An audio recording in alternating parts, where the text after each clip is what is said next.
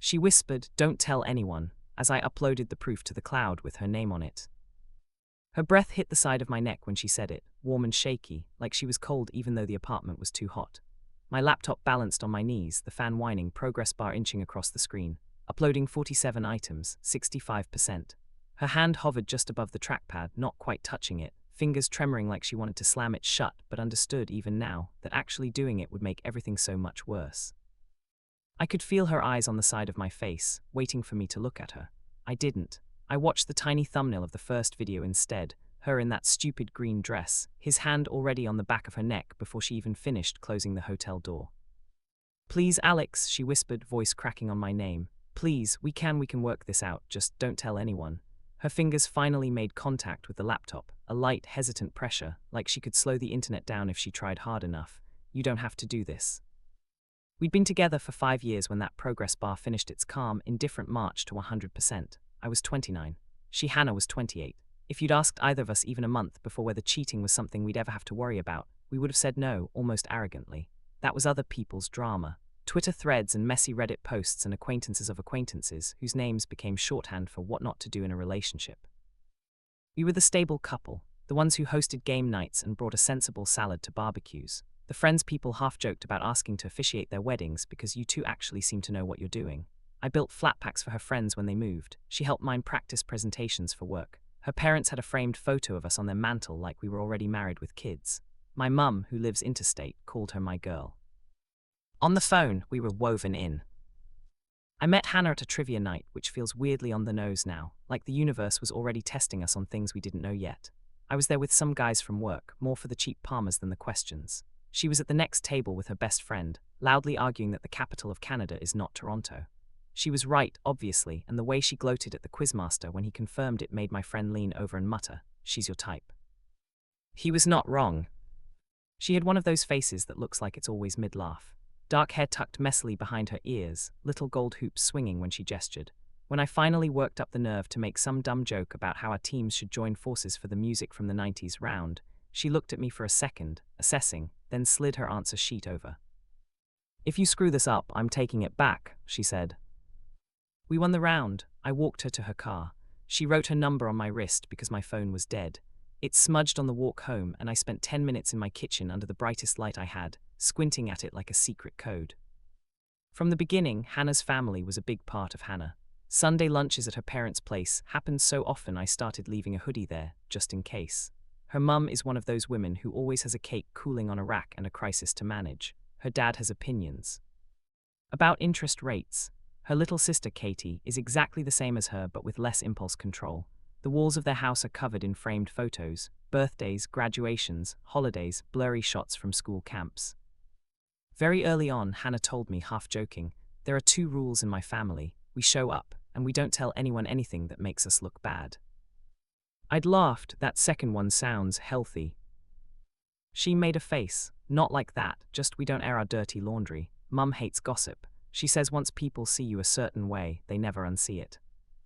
I grew up basically the opposite, only child of 2 very tired people who separated for the sake of their mental health, and then spent the next decade telling anyone who would listen about how the other one had ruined their mental health. We aired our dirty laundry and everyone else. My aunt still brings up my dad's affair at Christmas like it's a fun anecdote. So Hannah's family's whole image thing felt safe at first, polite. They took their shoes off at the door, never raised their voices, and had these large, graceful fights where things were disappointing rather than fucked. It took me a while to notice how much of that was built on a kind of collective agreement to not look too closely at cracks. When we moved in together, year 2, tiny apartment above a discount chemist that smelled vaguely of detergent and expired perfume, I remember Hannah standing in the empty lounge room saying, "This is it, huh?" "This is what?" I asked. "Our grown-up life," she said, grinning, arguing about what color towels to buy and pretending we understand our electricity bill. She was the one who pushed for the cloud stuff. "Let's get our shit together," she said, installing Google Drive on both our laptops. Shared folder, all the boring adult files, tax stuff, scans of our passports. That way if either of our computers die, we don't lose everything. So in a fire, we grabbed the dog and not the filing cabinet. "Got it," I said. We made neat little folders, rent receipts, utilities, work things, holiday ideas, a shared calendar, password manager entries. She set a photo of us at the beach as the drive avatar, her on my back, both of us sunburnt and squinting. Perfect, she said, satisfied. Now we're officially a unit. If you scroll far enough through that drive now, past the practical stuff, you'll find a folder called Just Hannah, not the old one she made for her resume and certificates. A new one created by me, sitting like a bruise between Tax 2023 and Dog Vet Records. Inside it are screenshots, videos, PDFs, names, dates, proof. The first time I got a hint something was off, it was small, boring small. We were on the couch, some Netflix show droning in the background, both of us half on our phones. Hannah's screen lit up with a messenger notification. Delivery with you still hits different, Liam. She tilted the screen away almost automatically as she swiped it away. Who's Liam? I asked, more curious than anything. She barely glanced up. New guy at work, started in marketing last month. Work Liam, I repeated. Got it. Her company, some tech-adjacent startup that makes scheduling software, throws people together hard. After-work drinks, hackathons, forced fun. I'd met a few of them at a Christmas party. All tattoos and branded hoodies and conversations that used leverage as a verb. Hannah told me about people from work all the time. Office characters, she called them. There was Spreadsheet Phil, who made pivot tables for fun, HR Amanda, who cried at leaving drinks, Socks Guy, who wore something weird on his feet every day and posted them on Instagram. Liam became New Liam for a while, then just Liam. He's easy to talk to, she said once, somewhere between complaining about her boss and telling me about a client pitch. Like he actually listens. He's smart, bit of a know-it-all, but you know, pot kettle. I flexed my toes into the worn edge of the rug. You two getting along? Yeah, she said, we work well together. It's nice having someone who actually pulls their weight. There was nothing inherently suspicious in any of that. If anything, I was kind of relieved she had a decent colleague. My job as a systems analyst is quiet. We don't really go for work besties. Mostly we send each other emails from 3 desks away asking if anyone wants a coffee. I'd always envied people who had those chaotic office friendships. The next sign was the phone. Not that she suddenly started guarding it, that stereotype of people showering with their phones glued to them. It was subtler. Before, her phone lived face up on the coffee table. It would light up, she'd glance, half the time she'd read things aloud to me, laughing. After Liam became a regular feature in her stories, the phone started living face down more. Screen timeouts became shorter. Notifications stopped showing previews. I noticed, of course I noticed, but I also noticed I was noticing, if that makes sense. Like this neon sign in my brain lit up saying, you're turning into that guy, the paranoid one. My dad was that guy after my mum cheated. He'd go through her handbag, check the landline history. He once drove past her work twice in an afternoon just to see if her car was there. The way he talked about it later, years later, was almost worse than the behavior itself. I knew something was off, he'd say, like being suspicious was a badge of wisdom. I hated it. I hated how small and bitter it made him sound. So instead of saying, hey, I've noticed you're guarding your phone more since Liam came along, I said nothing. I told myself there were 100 reasons people change their phone habits. Anxiety, work stress, group chats you don't want to explain. I decided consciously to trust her. Trust, I've learned, doesn't mean you're right. It just means that if you're wrong, it hurts in a different way. The night everything properly tilted was a Thursday. Ordinary, stupid Thursday. We'd both had big days. I got home to find Hannah in leggings and one of my old uni hoodies, hair scraped up, chopping garlic for dinner. Music was playing from the little Bluetooth speaker on the bench, one of those indie playlists she likes that all sounds like one long song. She smiled when I came in, that automatic crinkling of her eyes that still hits me somewhere under my ribs. Hey you, she kissed me quick, garlicky. You're late. Train drama, I said, dropping my bag. Signal failure or existential crisis, who knows? How was your day? She hesitated just a fraction of a second. Fine, long. That client I told you about is being a nightmare. I leaned on the counter, watching her fuss with the pan. You going out after? She shot me a quick look. No, why? Just you've been out a lot lately, I said, trying to keep my tone mild. Work drinks, trivia, Chloe's thing. I thought maybe tonight was another one. Her jaw tightened. I can stay home, she said. Is that what you're asking? No, I stopped, aware of how delicate the ground felt under my feet. I miss you, that's all. She relaxed a bit, shoulder dropping. I miss you too, she said. It's just crunch time. The quarter ends next week. After that, I'll be less insane. She bumped her hip into mine lightly. Promise.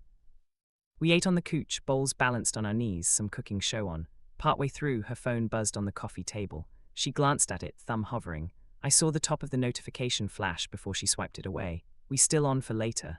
L.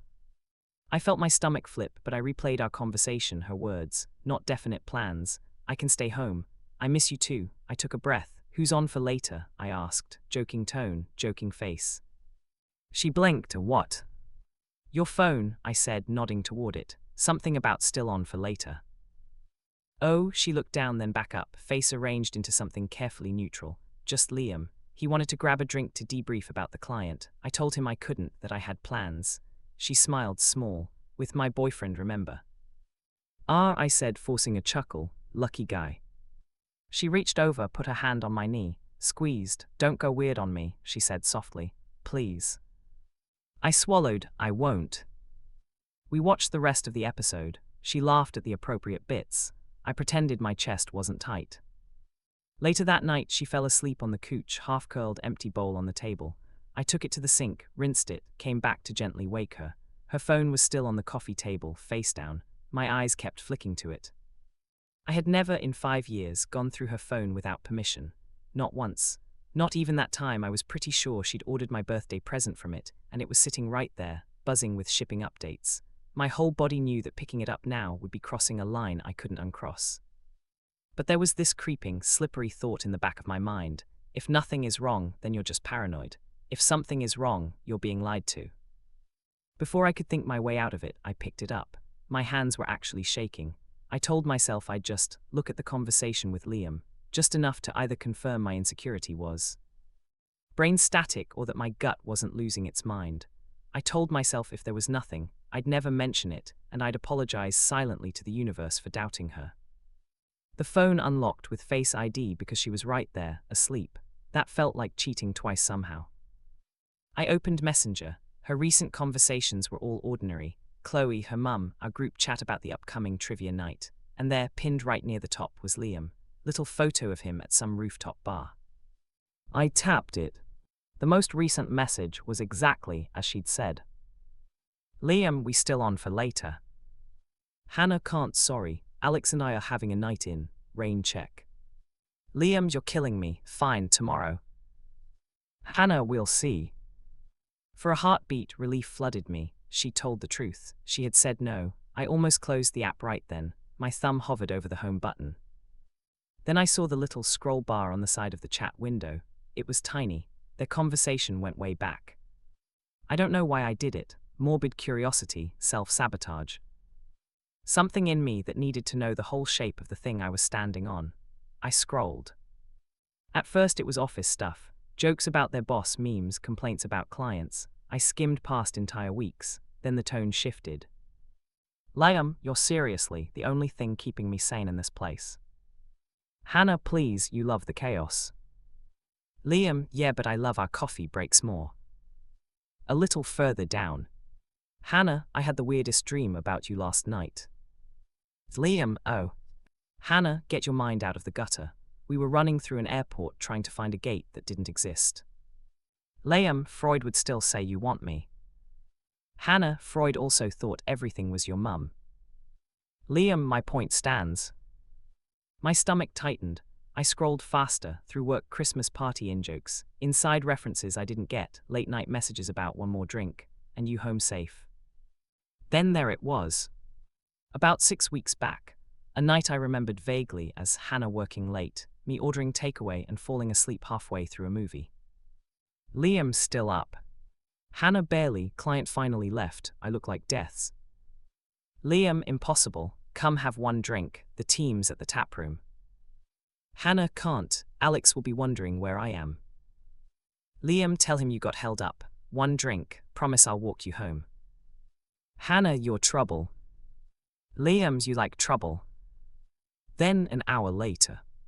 Hannah, you're an idiot. Liam, takes one to know one, you get home okay. Hannah, yep. Liam, I can still taste you. My heart lurched, I scrolled further. Hannah, we shouldn't have done that. Liam, you kissed me. Hannah, you kissed me back. Liam, I've wanted to for months. Hannah, don't. Liam, don't what, be honest, you wanted it too.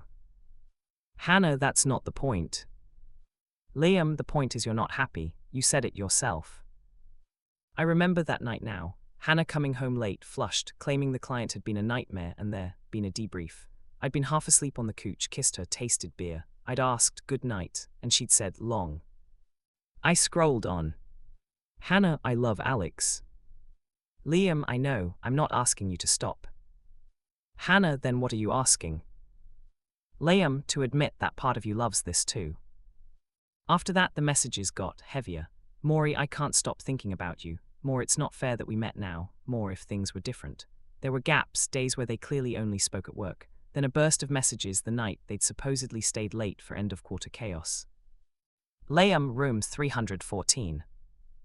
Hannah, this is a bad idea. Liam, worst idea. I'll order room service.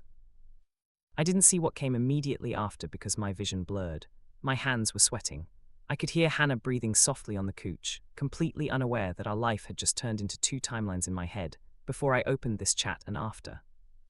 I should have closed it, woken her up, asked her outright. Instead, because I'm evidently wired for maximum self-destruction, I tapped the little paperclip icon in the chat. Photos and videos. There weren't many, which somehow made each one worse. A selfie of them in an elevator, her lipstick smudged, his tie loose. The bottom of the frame cut off whatever was happening between their bodies, but both their faces had that slightly dazed look of people who have crossed a line and are half drunk on it. A video only 3 seconds long, of a hotel room door closing from the inside, a man's laugh, her whisper, "SHH, I'm serious." My heart was pounding so hard I could feel it in my face. I backed out of the chat like it was physically hot, locked her phone, put it exactly back where it had been, stood there for a second in the dim light of the living room, the TV screensaver bouncing gently. I could have shaken her awake, shoved the phone in her face, demanded explanations. Instead, I went to the bathroom, closed the door, and sat on the edge of the tub with my head in my hands. This is the part people judge, I think. Not the reading of the messages, that's garden variety Reddit at this point, but what I did next.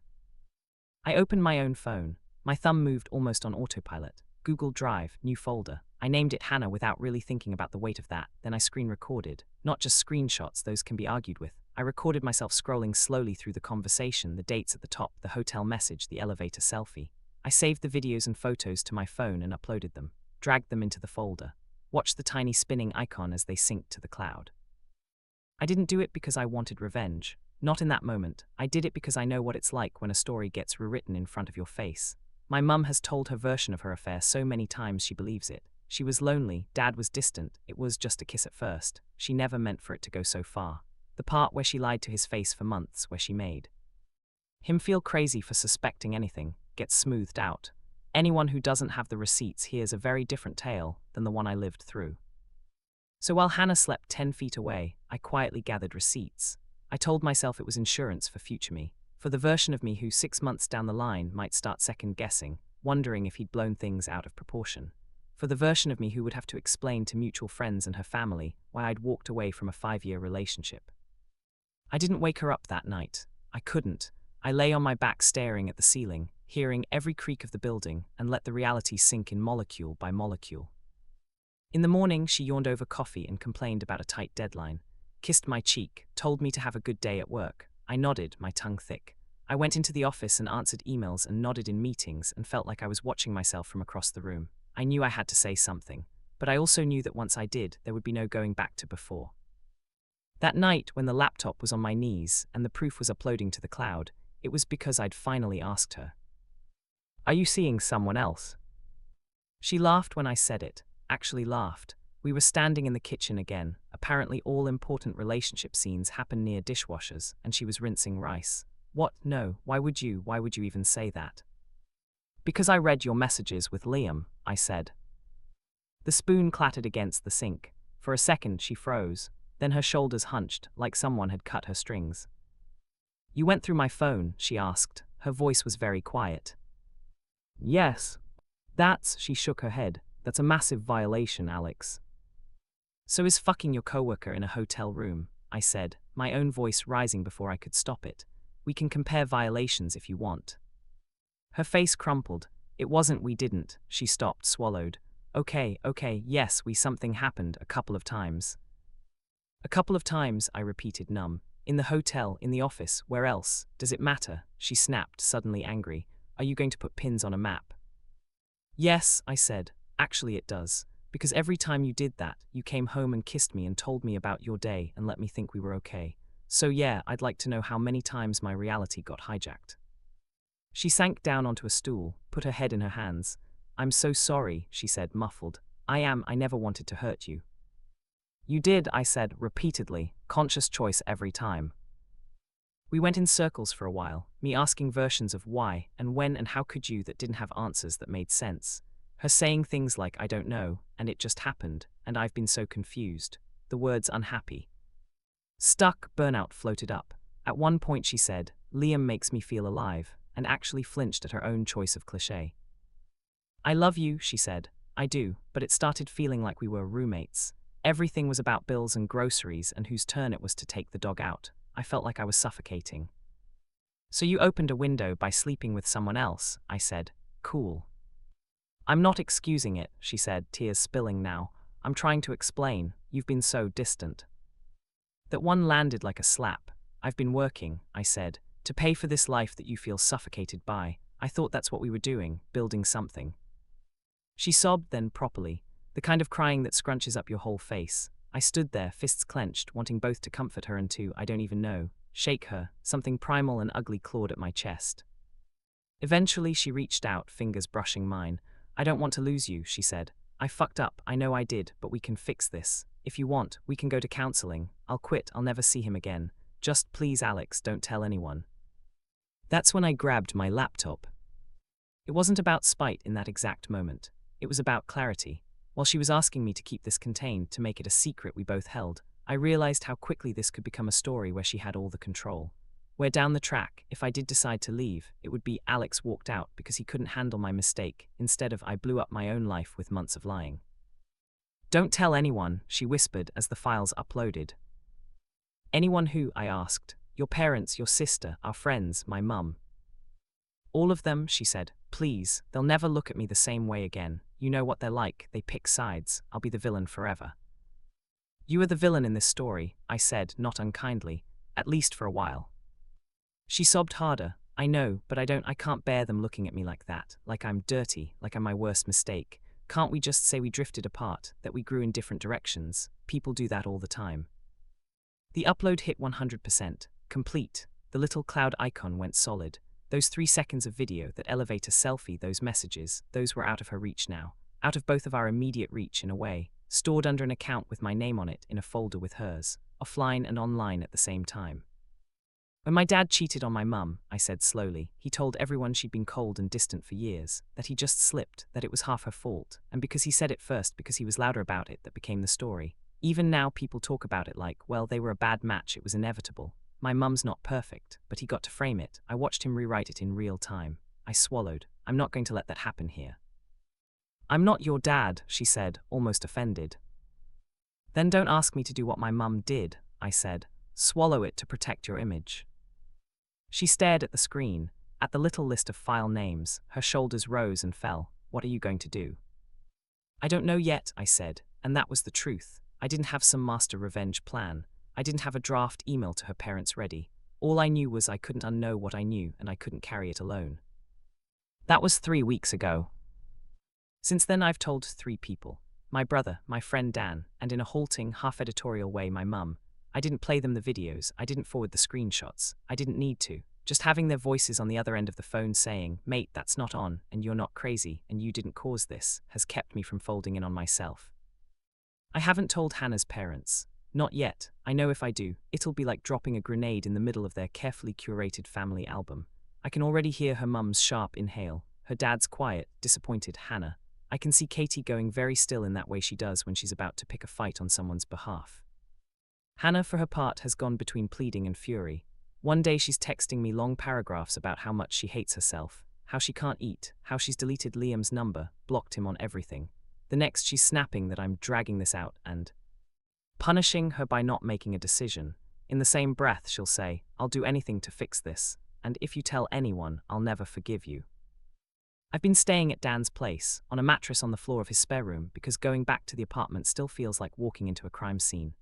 The dog, our dog, though technically we got him because she begged, stays alternating nights between us. Handovers are awkward. She stands on the pavement in an oversized hoodie, hair in a bun, eyes red-rimmed. We talk about practicalities, vet appointments, who's paying the electricity bill this month when I can come by to grab more clothes. We don't talk about the folder. I'm not pretending I'm some saint in this. I went through her phone. I recorded things that were never meant for me. I backed them up with the same thoroughness I use for project documentation at work. It's clinical and gross, and also the only thing that stops me from believing her when she says, in her quieter moments, that it wasn't that big a deal, that we just got carried away, that it was never about replacing you. Because the thing is, she's right in a weird way. It wasn't about me, not really. It was about her. About that itchy restlessness she gets when life starts to feel too still. About her need to be seen as the fun, impulsive one, even as she's paying gas bills and comparing insurance policies. About the story she tells herself about who she is, and how that story clashes with person in long-term relationship who sometimes goes to bed at 9:30. But just because it wasn't about me doesn't mean it didn't shatter me. I've opened that cloud folder twice since that night, not to wallow exactly, more to check reality. The second time I noticed details I'd missed the first time. The way her hand was already on his chest in the elevator selfie, fingers curled into his shirt. The way her messages defaulted to humor even when she was trying to say this is wrong. The way every we shouldn't from her was met with a but we want to from him. People on here always say, once a cheater, always a cheater. I don't know if I believe that. Humans are messier than slogans. I think Hannah could go 10 years without doing something like this again. Or she could do it in 10 months with someone new because she never really looks at why she did it the first time. What I do know is that every time she whispers, don't tell anyone. What she means is, help me pretend I'm still the person they think I am. And I don't know if I can sign up for that. I haven't decided yet if I'm ending it for good. I think I am. The part of me that still loves her, because that part hasn't evaporated, much as I'd like it to, keeps piping up with maybe this could be the thing that forces real change. The part of me that lies awake staring at ceilings hears my dad's voice when he thought I was out of earshot, telling a friend, if I could go back, I'd leave the first time instead of spending years checking her phone like a lunatic. So I'm here on Reddit, doing the thing I told myself as a teenager I would never do, telling strangers about my private pain. I'm not posting the screenshots. I'm not namming her. I'm not tagging this as pro-revenge or nuclear option. I don't want to punish her publicly. But I also can't carry this alone in my head, where her whisper of "don't tell anyone" echoes louder than my own sense of what's true. Uploading the proof to the cloud with her name on it felt, in that moment, like betraying her. It still does. In a twisted way, it also felt like the first time in a long time I chose myself as the narrator of my own life. If I ever start trying to rewrite what happened, if I ever find myself minimizing it so I can slide back into the comfortable grooves of our old routines, that folder is there to anchor me. She whispered, don't tell anyone, and I haven't, not really, not in the way she feared, but I told the cloud, I told my brother, I'm telling you. Maybe that's my own messed up version of, we don't air our dirty laundry. I don't know. I just know that if love means permanently holding someone else's secrets at the expense of your own sanity, then whatever we had wasn't love the way I want it to be anymore. If you've made it this far, thanks for reading. I don't need advice as much as I needed to put this into words outside my own head, but if you have any, I'll take it. I'm tired, I'm hurt, and I'm slowly realizing that sometimes the most loving thing you can do for yourself, and maybe even for the person who hurt you, is refuse to be the accomplice they're asking for.